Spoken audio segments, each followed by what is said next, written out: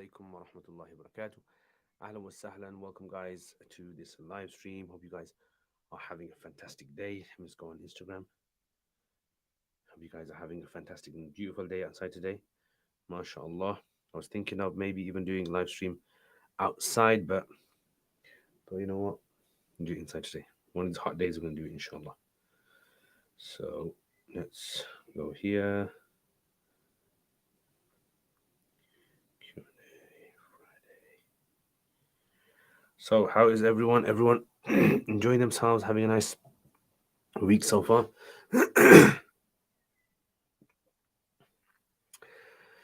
وعليكم السلام كاكوزا نوع وعليكم السلام آمنة أهلا وسهلا إيبي وعليكم السلام ورحمة الله وبركاته أليزا وعليكم السلام أهلا وسهلا وعليكم السلام ورحمة الله وبركاته my voice is getting better alhamdulillah guys جزاك الله خير voice now is starting to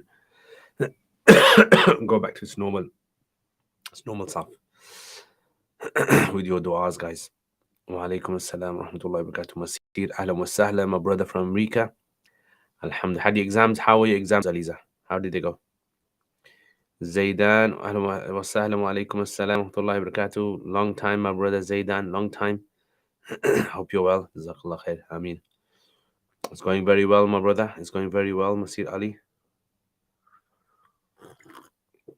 today got some English tea today drinking some English tea I haven't been drinking milk dairy products for past few days because of my throat so you know what I'll get back into it now get back to the normal tea nice tea enjoy it so welcome guys welcome this is Friday and on Fridays you know what happens guys we have a live stream where we chit chat and you guys can ask your questions as well today was Friday as well I had my Juma talk as usual so my throat my Juma talk and then I lead the Salat so my throat has a bit of a bashing but alhamdulillah now feeling much better much more relaxed now mixed maths I'm struggling with though subhanallah I actually love maths is my favorite maths yeah so I actually did A levels maths as well so I did A levels maths stats and pure maths and stats chemistry and biology I don't know why I studied those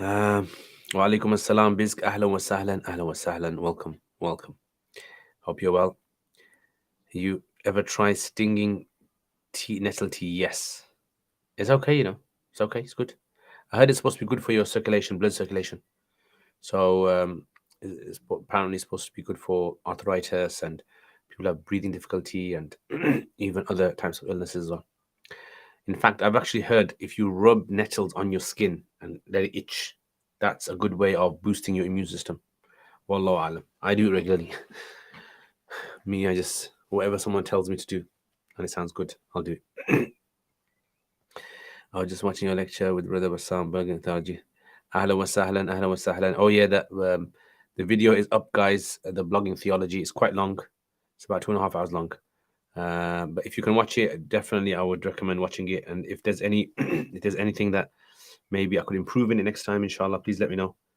anything that I could any mistakes I've made please let me know I did a lot of reading for that actually there was a lot of reading I actually did for that and I was actually thinking should I write like a book or something because now with internet and everything you know it's very easy to publish so I was thinking maybe I might if I can maybe just get all my notes in order and maybe write them up or get someone to write them up for me at the cheat style maybe that might be possible Fahmida wa alaikum assalam wa sahla had a question about one keeping the beard had one kept the beard intentionally for instance he didn't have the time to shave it etc will he be sinful if he does shave it um again the issue of the beard is an ikhtilafi issue with regards to the beard generally the scholars on the this is the general position that shaving the beard is considered impermissible and there is a you know there's a sin attached to it or fear of a sin attached to it yeah so that would be if a person obviously is shaving their beard and they have disregard for the rulings of Islam then that is very problematic but if a person is unaware of it then hopefully inshallah that's going to be something that Allah inshallah will forgive if a person realizes later and repents. Mullah wa alaikum assalam, ahlan wa sahlan, my brother Mullah, ahlan wa sahlan. What's happening, my bro? What's happening? What's the latest? Sarah wa alaikum assalam wa rahmatullahi wa barakatuh, ahlan wa sahlan. Amina, I was reading some sayings of pious Salaf about the importance of eating less and living a simple life. I was just wondering if we should share these things with our friends and family. I mean, these are good things, definitely. Only thing that you don't want to happen is when people assume that this is necessary for people to do. Yeah, and then they kind of like show pictures of scholars eating food, and they say, "Look, this is what the Salaf used to say about eating food, and this is how they're eating." I think that's the only fear, that people decontextualize things, or they take things out of context. Yeah, so when you misconstrue a saying and then you start using that as though it's the ultimate absolute position of Islam about this, that's when you got to be careful. But otherwise, yeah, it's good. Definitely people should cut down on eating. People should, instead of eating 3 times a day, eat twice a day. Yeah, 2 times a day eating, or maybe even eat healthier. So there are these kind of a piece of advice that people need to hear.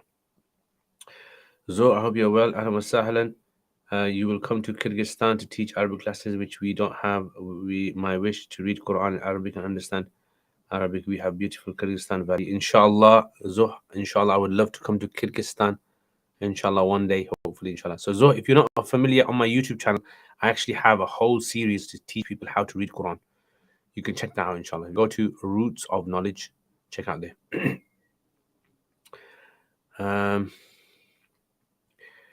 Do you know of a sheikh in Mecca called Sheikh Khubaid? No, unfortunately, I don't know. They're not even praying 5 times a day. Might think of Islam as very extreme and difficult. Yeah, exactly. That's what I'm thinking. So prioritize the kind of information that they need to learn first.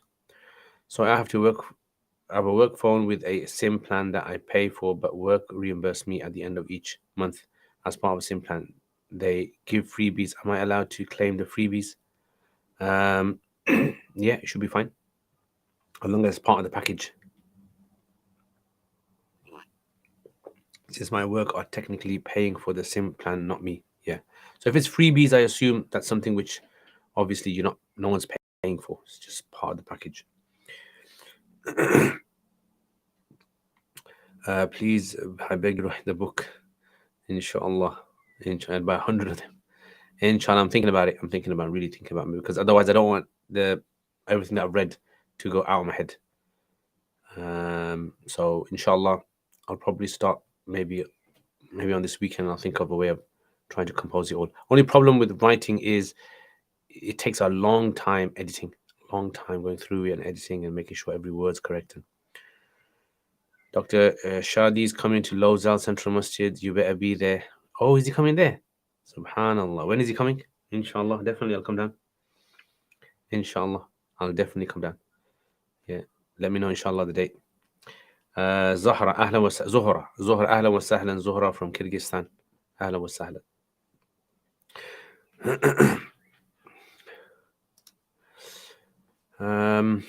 Are you based in the UK? Yes, I am based in the UK in a city called Birmingham.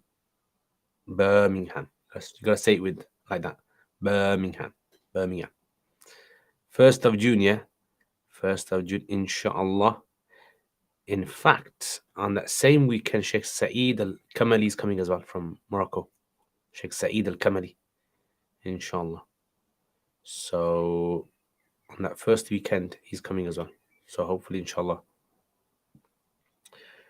If a workplace has a scheme where you pay a small fee to receive a pay a week earlier than what's in the contract, is this allowed or is it interest? So how does it exactly work? So let's say, for example, someone's going to receive £100 a week.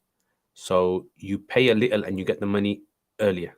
Is that what it is? And do you get the exact same amount? You get the exact same amount.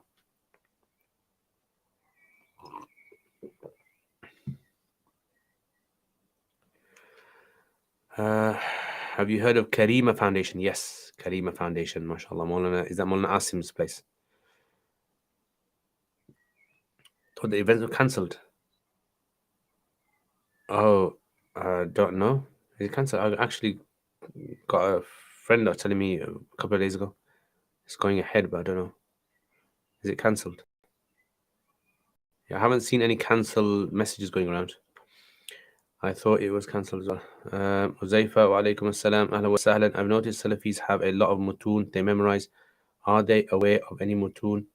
Are you aware of any mutun we Hanafis have memorized? Can memorize that would be beneficial? Of course, definitely. So if you want to memorize mutun, I would definitely, from a beginner, definitely memorize Tuhfat al-Tullab. Tuhfat al-Tullab is a poem, 1,000 poems. And he, the author, basically has made it in a very, very nice way. So that is a very good book. I would definitely encourage you to memorize. Second, if you want to memorize, is Kanz al-Daqaiq. If you can memorize Kanz al-Daqaiq, that's a very good text to memorize. Yeah, so those two texts in fiqh, definitely something which a lot of people memorize.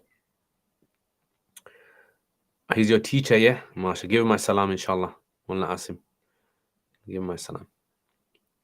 Inshallah, Aliza, inshallah. He did actually invite me a while back, but then the event got cancelled.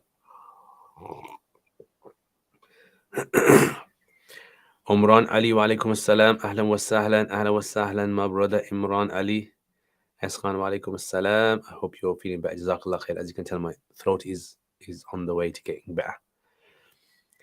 Looking forward to the blogging theology video, inshallah. It's actually come out today, guys. The blogging theology. Check it out. Have a listen to it. My throat is really messed up in there. There was that one light upon light thing. It was you're talking about because it was announced the tickets sold out. Then all details were taken down. I have no idea. We have Kanzu Daqa'iq for Ibadat, but the primary text is Siraji. I see. Can you do an Aqidah series? Inshallah, one day. Yes, he recommended us to do, alhamdulillah. So a person is paid on the last working day of the month, but a person pays, e.g. £2.50 to receive it at the end of the second week, and he gets the same amount as he normally. Okay, so possibly. Yeah, possibly. Yeah, like a service charge. So a service charge to release the money. That's possibly permissible. Yeah, to receive it early. I haven't checked into it yet. I'll have to have a look into it, inshallah. But just from the top of my head, it could be permissible. I can't say yes or no yet. Some of these are, how would we understand these statements? Is it that people generally back then were more pious? Again, it's like taking a statement out of another country, out of context. It's like one of those things. What you have to understand as well is there was in the past people, culture was different as well. The understanding of eating was different as well, and sometimes when it comes to certain types of personal practices in Islam, you rarely would find someone doing something really out of the blue, or against the norm. So these kind of practices were generally against the norm practices, I would say. Yeah, against the norm practices. Yeah. So again, it's all about people understand the context of these things as well. So without a doubt, the most important thing people should practice is the faraid of Islam first. Then after that, so you work towards those are the peripheral issues of Islam. Same as like in the time of the Prophet ﷺ, they used to live in mud houses. They used to live, the ceiling was just about above their heads. And if a person kind of thinks this is how we're supposed to live our life, then it's going to make life very difficult for a lot of people. I did a plastic surgery, and after that I feel cursed. I'm depressed and I can't not make the people around me happy anymore. Will Allah forgive me this?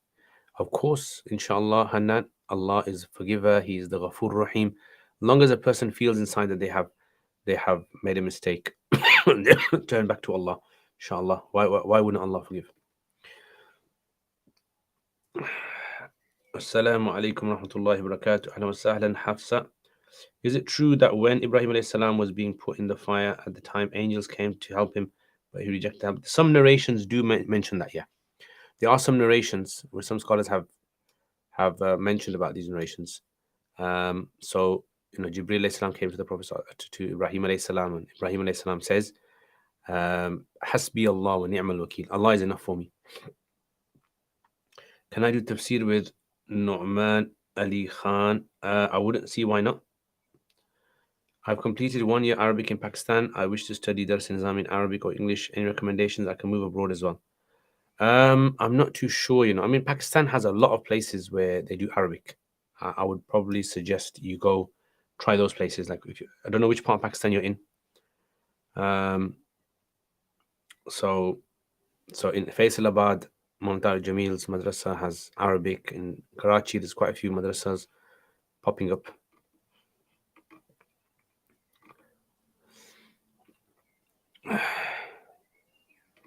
What's the chocolate of the day? I don't have any chocolate today, unfortunately. I need to get some more. Huzaifa alaykum salam. Also, is it beneficial to memorize Usul al-Thalatha and Qawaid al-Arba'? I would say no. Because those are generally books that are not really representation of the position of Ahl Sunnah wal Jama'ah. They have some issues in there that are fringe opinions that have been based upon Ibn Taymiyyah rahimahulah's positions and Muhammad ibn Wahab's. Usul al-Shashi 2 this year, heard the author is Majhul. Also, that is a textbook. It's not easy to understand now. Yeah. So it depends. The thing to understand is Usul al-Shashi has to be taught in a certain way in order for students to benefit from it. Yeah, it's a very useful book, definitely, without a doubt. It's a book that I would definitely recommend students to study. The issue of Prophet ﷺ knowing ma kana ma yakun, is this valid position? So what we believe is, Ahlus Sunnah wal Jama'ah, is no one has knowledge like Allah subhanahu wa ta'ala. That's the first thing. Second thing is the Prophet ﷺ had been given knowledge that we don't have. Right, that's clear. So the Prophet ﷺ knowing everything, there is no categorical proof that the Prophet ﷺ knew everything.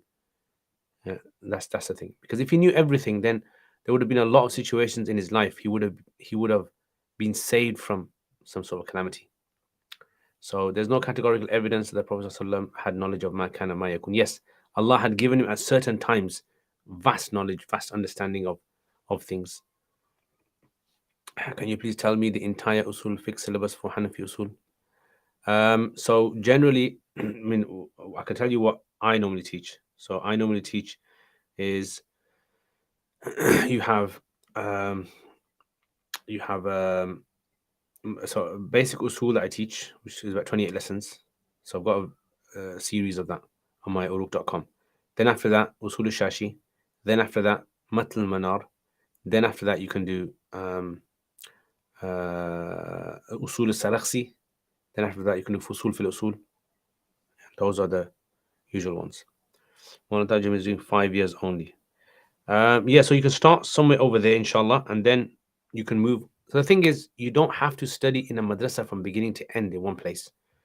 Right? In the past, what they used to do was study in their local places, and then after that, they would move to other places. Sheikh, how about you writing a book, the Hanafi school, from Abu Hanifa to Ibn like? So I actually did start something like that. It's called Evolution of Fiqh, from the time of the Prophet ﷺ, and it was going to carry on backwards all the way until today. Yeah, so actually working on that, but just came to a standstill. I did some videos on there on my YouTube channel called Evolution of Fiqh. Basically, the problem is you don't know exactly what's inside, except you know there's a couple of baked goods. Is it allowed? Don't understand. I don't think I've understood the full question, Bizk. Problem is you don't know what's inside it. Okay. You're welcome, Amina. Legs, Endo alaikum assalam, ahlan wa sahlan, Masir Ali. That's why you need fiqh and to follow the khalaf and gain the understanding, because there's a major gap between us and them. That's why the khalaf are important. That's why madhahib are important. Allah, kya baat hai bhai. I suggest Darul Qasim in America for Arabic English. Alhamdulillah, inshallah, I will try. Before I did this mistake, I was more practicing Muslim. Now it feels so hard for me. Don't worry, Hanan. May Allah subhanahu make it easier for you. because through that we truly understand the Salaf and how they do. DQ is awesome. Whoever that is, they should do what Mufti Muhammad ibn Adam did and go everywhere. He went to Khanqahs and did hadaras and stuff. Sheikh, how about you also writing a book titled The Hanafi School from Abu Hanifa to Ibn Abdin? Fuad wrote about Maturidi School, a history of the madhab in English. Yeah, that'd be good. That'd be a good idea. Inshallah, inshallah. Jazakallah khair for your husnul dhan, Zaidan. Umran Ali, ours goals, Usul Shashi, then jump onto Nur Anwar next year, inshallah.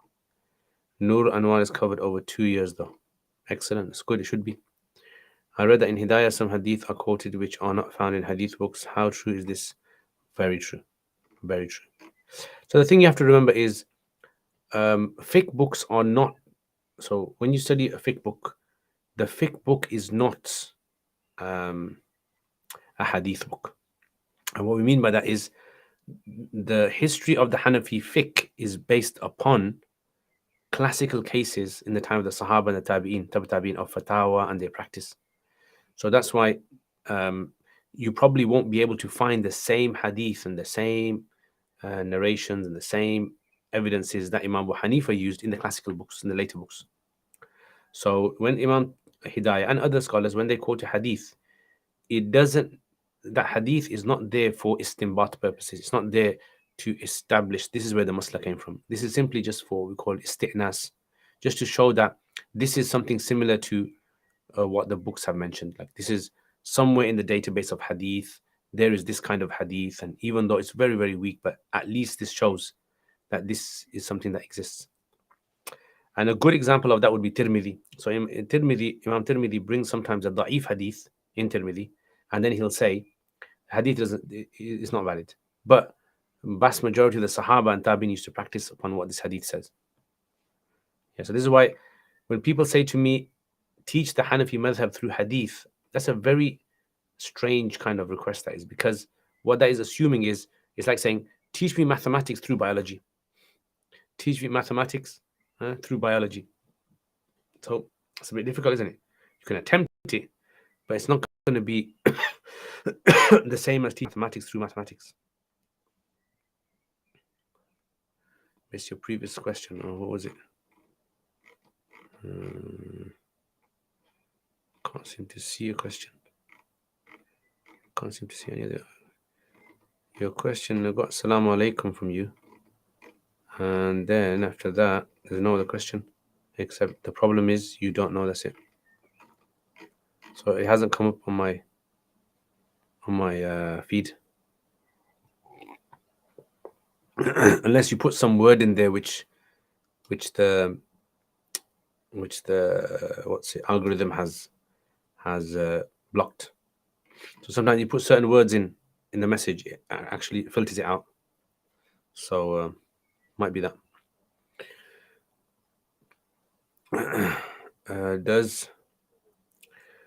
Does verbal bequest before death require to be fulfilled? If the person who is accepting the bequest, the executor, accepts it. Yeah, if they accept it. If they don't accept it, then no, it doesn't. The practice of Sahaba is something very valuable, definitely. Dr. Yusuf Shabir has very recently published a 2-volume book in which he found references to a lot of those. Yeah. So he's got. I haven't seen his book yet, but I've seen it on social media.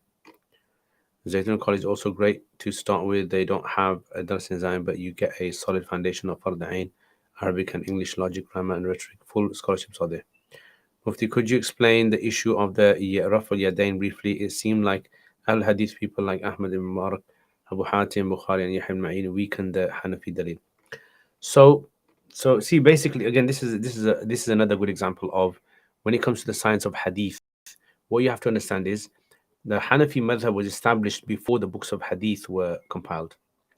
So therefore, they have an earlier precedence of their fiqh.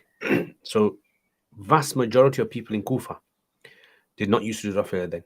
So you imagine that now, a whole city which is made up of Sahaba and Tabi'een, right, did not use to Rafi al-Yadain. That clearly tells you that this was a practice which even though it did exist in the time of the Prophet ﷺ in the beginning, it later on didn't seem to exist, because if it was 5 times a day, Sahaba praying behind the Prophet ﷺ, and Raful Yadayn is important, we would have found vast numbers of Sahaba across the Tabi'in, across the Muslim empire, doing Raful Yadayn, but you don't find that. So that's the interesting thing. So that's why when people like the hadith of Abdullah ibn Mas'ud, they don't get it from that only one hadith. That's the misconception. Yeah, it's like, oh, they only get it from this hadith, and this hadith is da'if. Clearly, they were getting it from somewhere else, but the only thing that's been recorded and documented is that narration. And the other thing is, when there's a narration, remember it's got had chains in it. So if you guys have not checked out my Usul Hadith course, it's a 22 lesson course. You can check it out. It's free of charge. You can do it and go through it, and it clarifies a lot of how hadith work. So when you have like 5 people in a hadith, and let's say the 4th individual is weak, he renders the whole hadith weak. Now, if you lived before this guy, if you lived in this era, there's only 2 people between you, and these are okay. So in your time, that hadith was okay. But if you're living in this era, that same chain now is now become problematic for this individual. That's another problem that arises, which is the historical sort of like a retrospective way that scholars look at hadith. So you might have a hadith which Imam Bukhari's time was classed da'if, but in Imam Abu Hanifa's time, Imam Malik's time, would have been okay.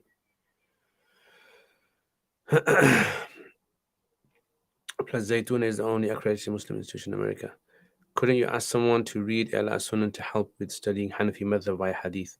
You could tell them to do that, but that would not be representative of what the Hanafis were looking at. You're basically, what you're doing is you're trying to say to someone, right, can you explain to me maths through biology as best as you can? And you probably be able to get through it, but that's not going to be what the early mathematicians were looking at when they came out with their theories.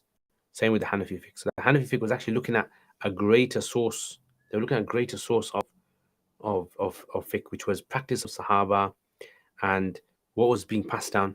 Yeah, so this is why we do i'timad. We rely upon the earliest fiqh texts as being almost, you can say, more superior to any other evidence that existed at that time. Problem is, you don't know what's inside it. You know, there's a couple of baked goods. I don't know. Is there some first part of this question or something? I don't know. The problem is you don't exactly what's inside it, except you know there's a couple of baked goods. Is this allowed? Sorry, Bisk. I don't know if is there a first part of the message? Very interesting point that we'll need to study your Usul Hadith class, and since we have Qadim Mishkat in the syllabus. Study it, my brother. Saad, what do you think of Amo Academy? Would you recommend it? Amo Academy, AMAU. I've never heard of it, my brother. Where is it? Is it in the UK? Yeah, I don't think I've ever heard of it. Gotcha. Also, I started using a tablet with a pen for making notes, feeling like you in your videos. Alan, what's that? I actually got a new tablet here. I'm showing you guys this new tablet, haven't I? Yeah, this is my new tablet. This is basically, I mean, if I can try to show you guys, maybe I'll try to show you another time because I've got to set it up. So this is basically, it duplicates the screen and it's 4K. So I can basically just write on the screen with my computer. And this makes life really, really good when you're writing lessons. Yeah, so when you're writing the lessons, especially, for example, like sometimes when the pen doesn't sync up, like my screen is quite wide. Yeah, I think it's a 32 inch wide screen. And that's so sometimes the tablet can be unconfigured. So so this is very good. Definitely recommend writing on a screen. Also, to add on another point, isn't Uthul Thalatha something simple, just quoting Quran and Sunnah? What's the problematic thing? So again, I mean, if you just want to quote Quran, then there's like Aqidah Wasitiyah would be something which is basic, it's just got ayats in there. The thing is, when certain points have been like like the idea of there being they're being like Tawheed Rububiyyah, Tawheed Ilahiyya, Tawheed Asma wa Sifat. Yeah, breaking it down this way. Not all scholars agreed on this classification of it. And then this can have other knock-on effects on other issues as well. I mean, you can read if you like, but you just got to be aware that not every scholar is going to agree with the way that it's been the book has been ordered. Don't think it's sending the first part. There was a first part of the message, but it's not showing up on your end. Yeah, I don't know why. In terms of aura satar, is it categorically haram for a man to see another man's aura? Yes, it's categorically haram. And a woman to see another woman's, and a man to see a woman's, or is it makruh, etc. So if it's the private parts, that's considered more severe in prohibition. Yeah, that would be considered like haram. And then the areas around that, makruh, tahrim. Basically, both are sinful. You would be sinful for looking at both. If there was no other. AMAU is Madrasatul Umariya. Okay. Is that Sheikh Hassan, that Somalian Sheikh? Is that his? Is that a Wacom? No, it's not a Wacom. This is a XP pen. It's called an XP pen. Yeah, tablet is good. It's nice. MashaAllah. Very, very good. Definitely. It's designed for artists. But you know, my lessons, when they become art lessons, my Guru lessons become art lessons. Yeah, it's very, very good for, because then the viewer likes to look at nice writing. And you know, I experienced that as well myself. When someone's writing and it doesn't look presentable, it kind of puts a person off. Bilal Ali, ahlan wa sahlan, wa alaikum assalam. Wa alaikum assalam. Do you know what Dr. Yusuf Shabi's book is called? I don't know from the top of my head, you know. I have to look.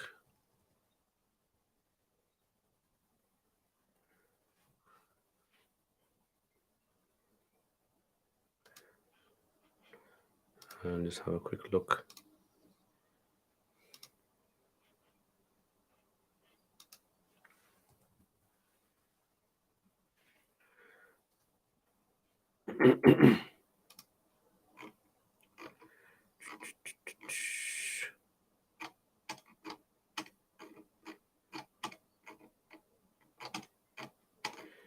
It's called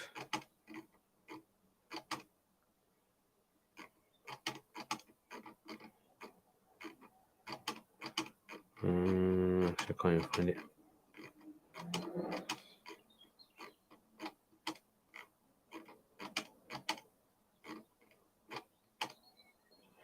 It's called العناية في تحقيق الأحاديث الغريبة في الهداية. العناية. Yeah, so this would be good for students who want to, you know, get into this kind of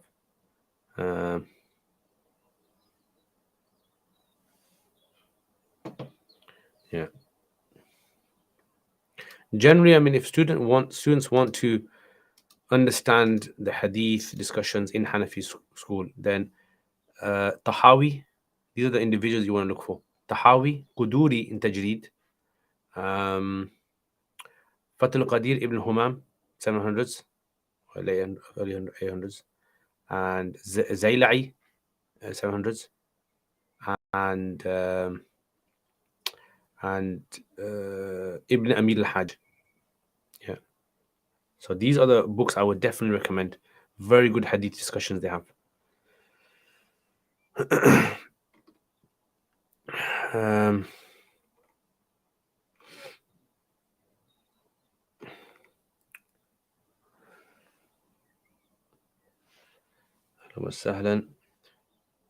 Are you Tablighi or Salafi? Is there a third option? Someone asked, are you Tablighi or Salafi? Is there like a third option? Yeah, so I'm a Muslim. I believe in Allah and the Prophet ﷺ and the way of the Sahaba and Tabi'een. That's what I believe. I follow the Hanafi school of fiqh. Yeah, so I don't know what category you want to put, what name you want to give me. Do you do sajda tilawa for listening to recitation on YouTube or Spotify? According to majority of scholars, no. Anything that is recorded, that is not live, you don't do sujood tilawa for that. Read the Tahawiyya for your Aqidah. It's a proper book. That's the way, man. That's the way. Sheikh, can you read books in Pashto? Yes. As long as it's not too difficult Pashto, I can read it.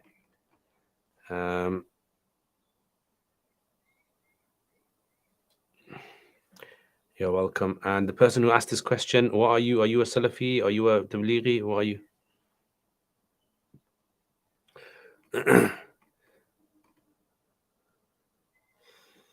It's much more simple, agreed upon by all.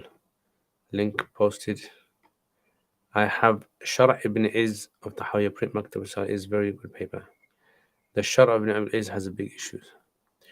Yeah, I would say the Shara' ibn Iz refutes it. That's the worst Shara'. That a commentary that's more like a tahrif. Explains a lot of it. Sheikh, what is the difference between khamar and nabidh? Okay, so let me explain this to you guys here. Khamar is basically an alcoholic drink that's made from grapes. Yeah, so alcoholic drink that is made from grapes, according to Imam Hanifa, is khamr. It has to be made from grapes. You boil it, and then once you boil it, you carry on boiling until it starts to evaporate. So then it becomes khamr now, right? So you're not allowed to drink it; it's haram. Then any drink which is made in a similar way, most of the other scholars they call that khamr as well. So if you were to take barley and you boiled it and you fermented it, etc., that would be called khamr as well. Imam Abu Hanifa called the other drinks muskirs, which means intoxicants. So you're not allowed to drink them. There's a different name for it. Nabidh, on the other hand, is simply water with dates thrown in there. That's called nabidh. Yeah. So the Prophet ﷺ used to drink nabidh, and if you leave nabidh too long in the water, it starts to become a bit intoxicating. Not like khamr wine, but it becomes a bit intoxicating. So the Prophet ﷺ said, if you leave it too long, spill it out. Now, in modern English Arabic dictionaries, they call nabidh khamr, which is incorrect. They say nabidh is alcohol wine, which is wrong, totally wrong. That's like saying coffee is wine, because the word qahwa actually, qahwa, you heard that word qahwa, actually in Arabic meant wine. Classically, that's what it was. Qahwa was a type of wine. But when coffee came about, that name just stuck. If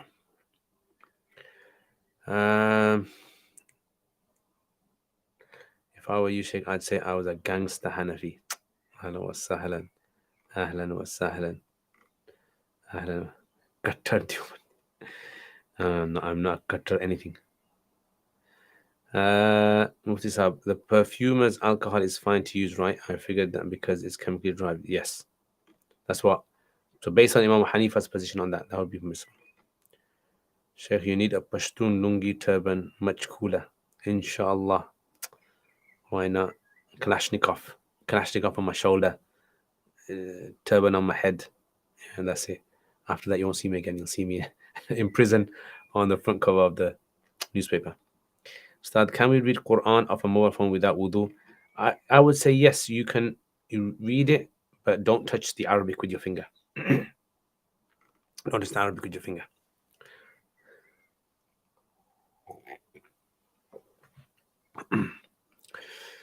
Anyway, guys, so that's been my week, alhamdulillah. So I'm going to enjoy the weekend, nice weather, inshallah. This week I went to Alton Towers this week with the students. Alton Towers. So mashallah, it was really good. I went all the scary rides. Alhamdulillah. It was a really good experience. only ride that wasn't open was Nemesis. I wanted to go on there, but that was closed. But everything else, Smiler and Oblivion and what was the other ones? All these these ones. I went on there. Really good. Enjoyed it a lot. Only thing was I started feeling dizzy after like about 6 rides. Started feeling a bit dizzy, and because it was in the middle of the week, it's quite empty compared to other times. You gotta be. The beard fist length being sunnah with the beard itself being wajib is a valid position in Hanafism. As in, yes, later Hanafis have discussed this. Early Hanafis don't seem to have discussed this issue. That's why there seems to be an ikhtilaf between some later Hanafis, like Sheikh Dr. Salah Abul Hajj. He's written a whole, I think it's about 100-page document on the issue of the beard. Can Muslims wear tasbih in the neck? Nothing's wrong with it. Yeah, as long as you don't strangle yourself. Just don't get strangled with it. Didn't go on any other scare rides. I love scare rides. Yeah, I love scare rides. It's just so good. You get that kind of like you're not in control, that kind of feeling. And you feel as though you're going to fall, you're going to feel as though you're going to twist around. I've only been Drayton Manor, couldn't go on the Pandemonium because it was closed. Wasn't Dr. Salah Abul Hajj's document critiqued? Yeah. Everyone's documents are critiqued. That's the thing you have to understand. Critiquing is our whole manhaj, you can say, of studying. So, yeah, Mufti Zamir Rahman did critique it, but that doesn't mean that it's wrong. So if someone critiques something, it doesn't necessarily mean that's wrong. People critique Mufti Taqi Usmani. There are so many critiques written against Mufti Taqi Usmani's books. But it's just, that's the whole thing. You have to remember, critiques are written against Hidayah, critiques are written against. If people think there is an ultimate, like there's an ultimate individual who holds the truth, then they've got their, they've got their wires twisted. So what you have to understand is any science that we have, it's all about you trying your best to try and find what you believe is the right conclusion. And then anyone else that comes and critiques it, fine. Right? You read both, you look at both, you look at the evidences. Mufti Kifayatullah, interestingly, Mufti Kifayatullah actually used to say, if you could read this in Fatawa Kifayatullah, Kifayatul Mufti, he used to say that the beard, he believed the beard was makruh. It was makruh tanzihi to cut the beard below fist. Then he wrote another fatwa when people spoke to him about this, and he said makruh tahrimi. So this is why, you get this, and that's the good thing about reading different types of books. Don't stick to those few scholars who, like, this is generally for like students of knowledge and graduates. Don't stick to just those few people that you hear about. Read a variety of texts, read different types, right? So you can widen your horizon, understand the mistakes. And I remember Abdurrahman Awza'i's famous statement, which was, you can never know the mistakes of your teacher until you go and study with someone else. Right? So if you kind of like big up someone really, really, really high, you put them on a high pedestal, and you think they can never make a mistake, then this would be, then basically what you're doing is you're assuming the haqq is with them. Yeah, and that's wrong, days. Yeah, that's where we get cultish mentality from. Cultish mentality. You shouldn't go into that. Students of knowledge should have open-mindedness. They should be able to read things, read the critique about something, and be able to understand why there's problems in this. What are they severe problems, or is it muhtamal? Is it something which is acceptable? Ikhtilaf. What are the responsibilities of a husband in marriage accountable before Allah subhanahu wa ta'ala? Providing for his family, basically. That is the most important thing he has to do. Provide and keep them safe. Whose only Quran can't be critiqued. Exactly. That's it. So if you are praying Fajr in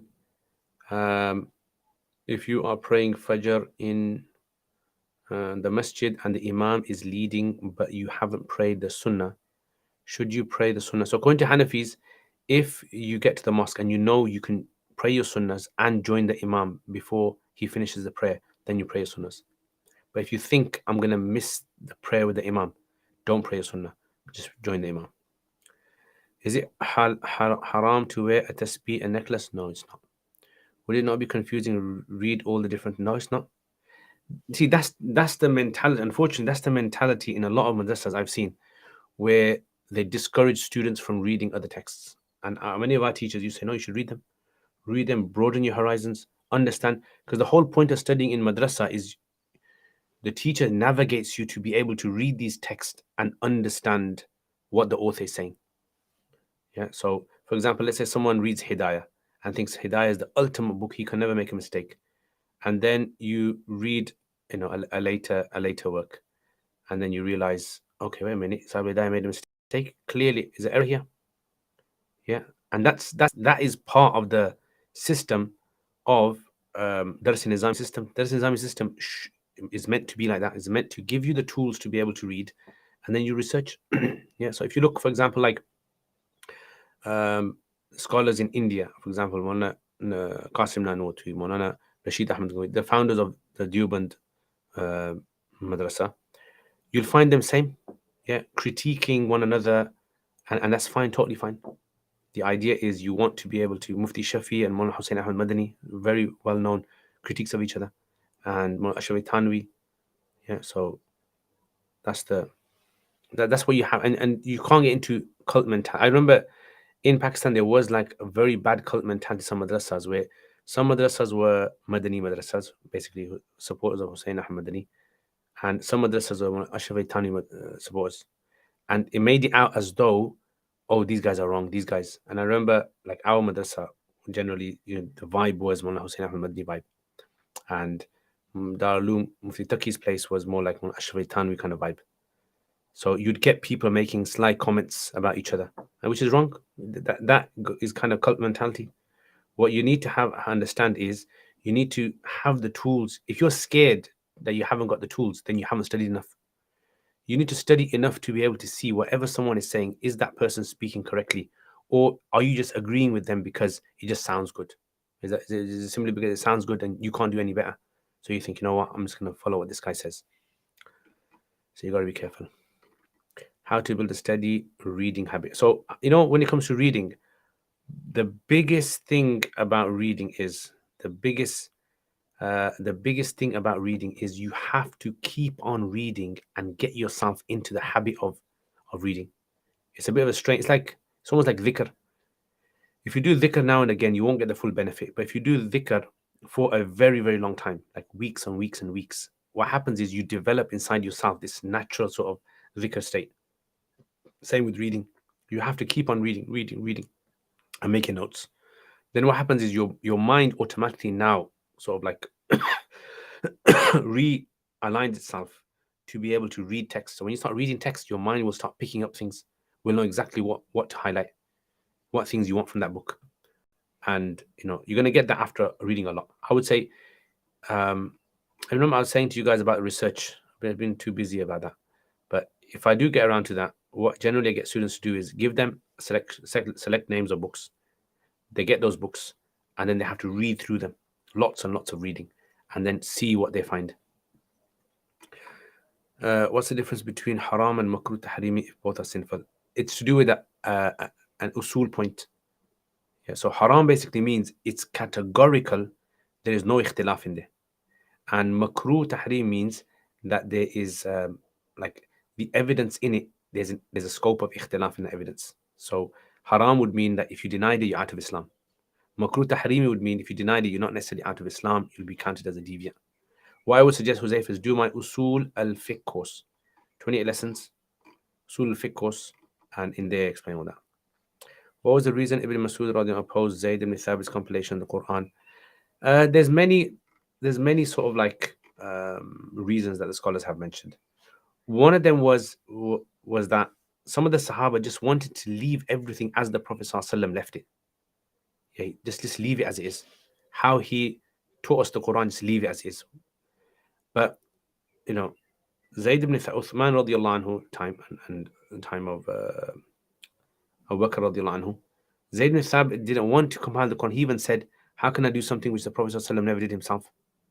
That's where the issue was. So it was almost like it's like two groups of people you have. One group is saying, look, just keep it as it is and don't touch it. Don't do anything. Other group is saying, if we leave it like that, what's going to happen? They had a foresight that the Quran is going to get lost. So we have to compile it now. That was the main kind of issue there.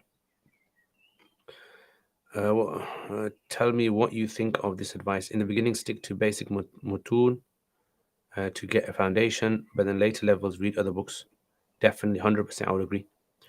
The thing is, I with our like this, I mean, if I had them with me, I could have shown you. But our madrasa students, we get them to do a lot of. Actually, tomorrow I'll show you guys some of our students' assignments that we have. So we have to give them reading to do. They do reading and they come back with assignments. What you have to remember is, if you don't inculcate in a student the ability to think for themselves, because the tools you've given them, yeah, you've given them the boundaries, but if you don't give them the ability to think for themselves, they just become parrots of their own teachers, right? They'll just be parroting, and they'll be like one amazing student that pop up, and everyone thinks, "Oh, this guy's Ibn Hajar." Everyone's got to follow whatever he writes, whatever he says, and that's wrong. That is, you should have developed inside your students the ability to be able to think for themselves, so that they can look into masail that have been um, unprecedented. It's weird. I feel I read all the different texts. I won't come to any conclusion. Yeah, you're right. So you need to read them, but you need to read them under a teacher supervision. That's what you need to have. You need to have guided supervision, with your teachers. Otherwise, what can happen simply is you can get lost in reading. You don't know. I'll give you an example.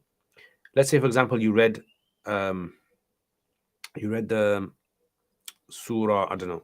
Okay, let's say you read surah Lila fi Quraysh, right? With your teacher, explain it to you.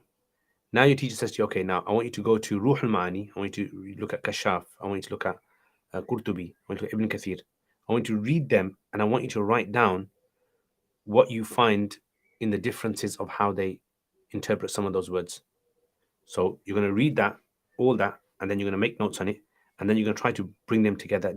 Do all these four tafsirs agree upon how they explain the surah? What is the difference, and what are those differences? Yeah, and that's how you're going to develop yourself. Please give a reading list for what you're talking about right now in order to. I don't really have a reading list of anything at the moment. It's just because there's loads of books in the world, isn't there? It's just depending on the topic, whatever the topic is. Ideally, in the madrasa, you should learn this. Your teachers, like we do this with our students. We teach them research skills. We teach them, reading different books, so they get the hang of it. That's the main thing that you need to get. Otherwise, unfortunately, I've seen this myself. There's a lot of graduates, unfortunately, from madrasa. They don't have the confidence to read. Like, they don't have the confidence to do research. And so what happens is, when university academics, they study university and they write assignments, what tends to happen is, it seems as though their writing is really, really good. And simply because our graduates are not producing the same quality of English or the same quality of, writing as they are.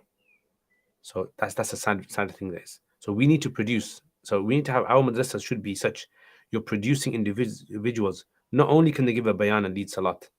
That's like a secondary issue. That is, the main thing that they need to do is be able to teach. They need to be able to read research, write articles, write books, critique other things that have been written.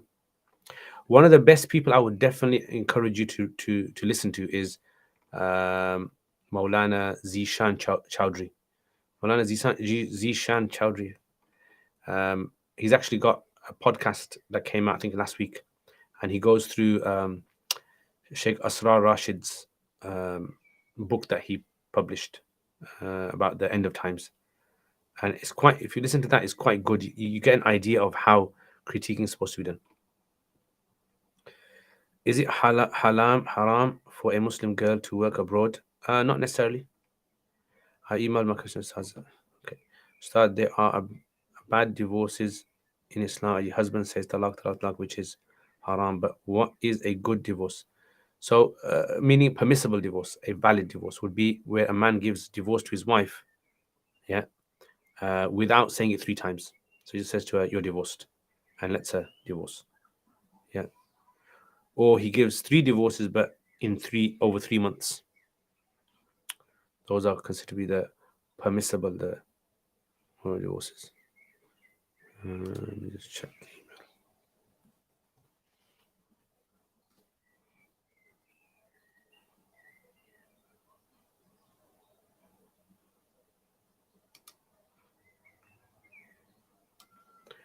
Okay, there's an app called Too Good To Go, where they sell leftover foods from bakeries and shops that didn't sell on that day, at a reduced price. So, for example, a place like Costa will have leftover cakes and sandwiches. They will upload a surprise bag for around £3.50, and you collect it the next day. Problem is, you don't know what's inside, except there's a couple of baked goods. Yeah, it'd be permissible as long as it's not something which there'd be something like a big dispute. Yeah. So if there's something that results in a big dispute, then that's impermissible. But otherwise, if it's just what they call um, uncertainty, it's not excessive uncertainty.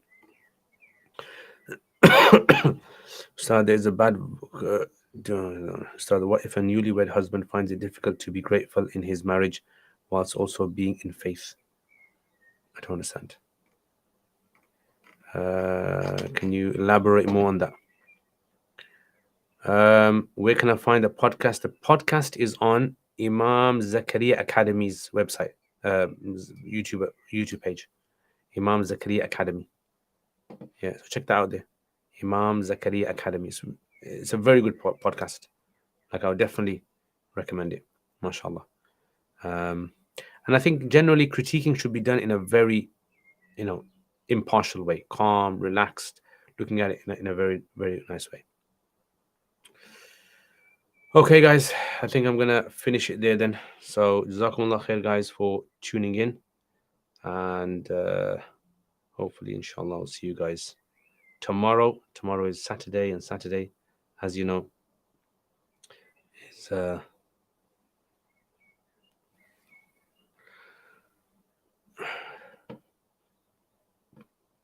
can't find the podcast organization on YouTube. Okay, 1 second. Let me try to find it for you.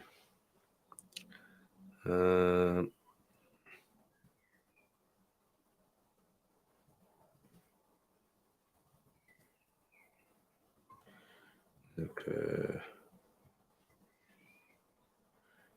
It's called Imam Zakaria Academy.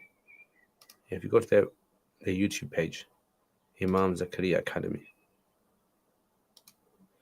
Let me just try to share it with